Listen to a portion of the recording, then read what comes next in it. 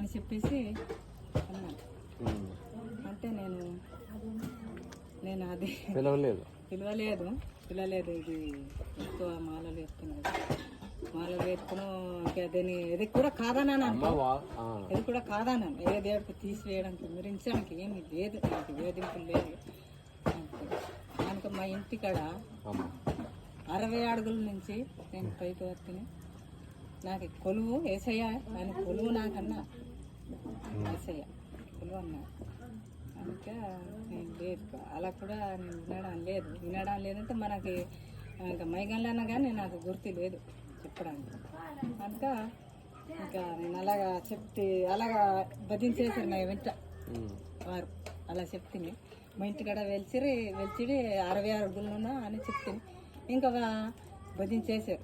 భజించేసిన తర్వాత నాకు చెప్పుకున్న కళ్ళు చీకటి అయ్యి అప్పుడు ఇంకా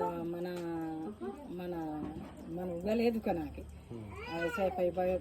పైబారి అలాగే పడుకుంటే శివయ్య తోటిన ఈసయ్య దిబ్బలాడుకుని నా భర్తగా అది ఆ శివయ్య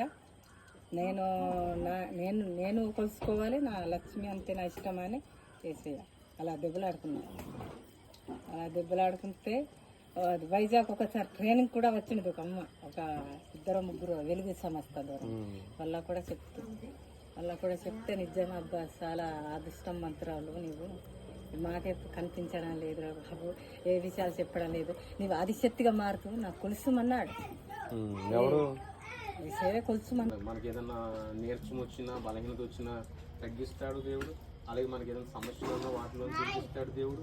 ఇంకో విషయం ఏంటంటే నేను కూడా చాలా భక్తి చేసి వచ్చినోడిని యేసుప్రభు దగ్గరికి. నేను కూడా చాలా భక్తి చేసి వచ్చినోడిని, చాలా దేవుళ్ళ దగ్గరికి తిరిగి వచ్చినోడిని. అయితే యేసయ్య దగ్గర ఏంటంటే సమాధానం ఉంటుంది, నెమ్మది ఉంటుంది, శాంతి ఉంటుంది, సంతోషం. యేసుప్రభు దగ్గరికి వెళ్తే యేసుప్రభుని అనుకుంటే ఏంటంటే మనం పరలోకానికి స్వర్గానికి వెళ్తాం అంతే. నేను చెప్పేది అమ్మా తెలుసుకోండి. ఇది మీకు నవ్వు కింద ఉండొచ్చు, అని తర్వాత అనిపిస్తుంది అట్లే కదా, అంటే నవ్వు కింద అనిపించవచ్చు నేను చెప్పేది, కానీ నిజం ఇది వాస్తవం. అర్థమైందా? మేము అంటే మతాన్ని మార్చడానికి లేకపోతే మతాన్ని ప్రకటించుతున్నారు వీళ్ళు, దేవుడిని ప్రకటిస్తున్నారు అది కాదు. మేము జస్ట్ మీకు ఏం చెప్తున్నామంటే దేవుని దగ్గరికి వెళ్ళడానికి